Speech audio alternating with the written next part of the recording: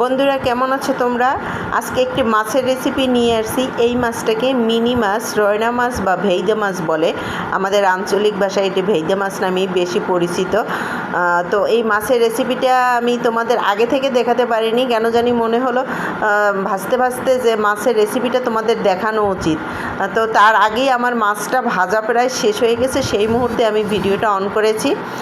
এখানে মাছগুলো আমি লবণ, হলুদ ও মরিচের গুঁড়ো দিয়ে ভেজে নিয়েছি। সবগুলো মাছই আমার ভাজা শেষ। এবারে কড়াইয়ে আরও কিছুটা তেল দিয়ে দেব। তেলটা গরম হয়ে গেলে সেখানে সাদা জিরে ফোড়ন দেব এবং সাথে তেজপাতা দিয়ে দেব। এরই ফাঁকে আমি হলুদ, মরিচ, ধনিয়া এবং জিরা একসাথে এই গুঁড়োগুলোকে একটু পানি মিশিয়ে একটা পেস্ট তৈরি করে নেব।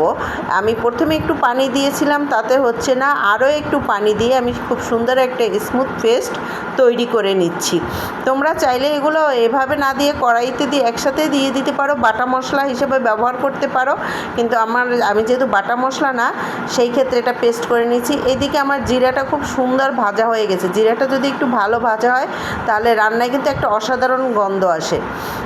আর আমি এখন ওই তেলের মধ্যে কিছুটা কাঁচা লঙ্কা দিয়ে দিছি, বেশ খানিকটা কাঁচা লঙ্কা দিয়েছি, এবং কাঁচা লঙ্কাটা একটু হালকা নেড়ে ওর মধ্যে আমার সেই গোলানো মশলার পেস্টটা আমি দিয়ে দিচ্ছি। পেস্টটা দিয়ে আমি এই মশলাটাকে খুব সুন্দরভাবে কষাবো। আমার মাঝখানে আরও একটু আমি পানি দিয়েছিলাম, পানিটা আমার কম হয়েছিল, সেটা স্কিপ হয়ে গেছে। তো দেখো, এখন আমি সামান্য লবণ দিয়ে দিচ্ছি এবং মশলাটাকে খুব সুন্দরভাবে কষাচ্ছি। এই মাছে কিন্তু আমি কোনো ধরনের পেঁয়াজ, আদা ব্যবহার করব না, জাস্ট কাঁচা লঙ্কা, জিরা আর দেখা গেছে ধনিয়া পাতার ফ্লেভারটা এখানে বেশি থাকবে। আমার মশলাটা কষাতে কষাতে আমি একটা টমেটো দিয়ে দিয়েছি। টমেটোটা আমার ফুল পাকা ছিল না, আধা পাকা টমেটো ছিল, কিন্তু খাবারের সময় মানে অসাধারণ একটা টেস্ট ছিল, হালকা টক টক, খুব ভালো লাগছে। মশলার সাথে টমেটোটা কষানো হয়ে গেলে আমি পরিমাণ মতো পানি দিয়ে দেব। পরিমাণ মতো পানি দিয়ে আমি এখন এটাকে ভালোভাবে মশলার সাথে মিশিয়ে নেব পানিটা, এবং একটা ঢাকা দিয়ে দেব যতক্ষণ না ফুটে আসছে, পানিতে বলক আসা পর্যন্ত আমি এবারে ঢাকা দিয়ে বেশ কিছুটা সময় রাখবো। এ পর্যায়ে তোমাদেরকে আসলেই আমি মাছ ভাজাটা দেখাতে পারিনি, তবে এই মাছটা সবাই কম বেশি আমরা খাই। আমার বলকটা উঠে এসছে এবং বেশ খানিকটা সময় আমি জাল দিয়েছি।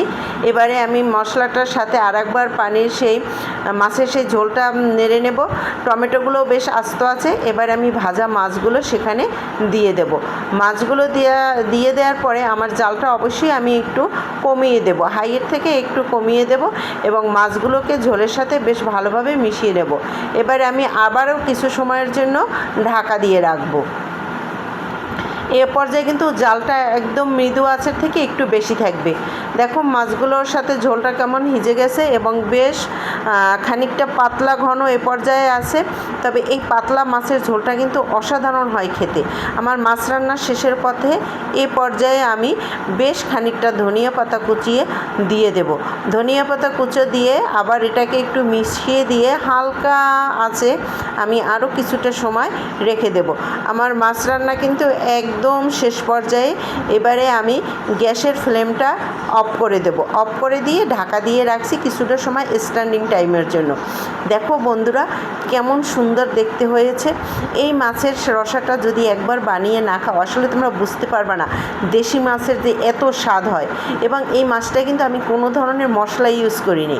এটা রুগীরা অসাধারণভাবে খেতে পারবে। দেখো কেমন দেখতে হয়েছে। এরকম এক বাটি মাছ যদি খাবার প্লেটে থাকে গরম ভাতের সাথে, আর কি চাই বলো। টমেটোটাও বেশ সুন্দর সিদ্ধ হয়েছে। তবে বন্ধুরা, এই রেসিপিটা বাসায় করো আর দেখো, যদি তোমাদের খেতে অবশ্যই ভালো লাগে তবে আমাকে একটা লাইক, কমেন্ট, শেয়ার দাও।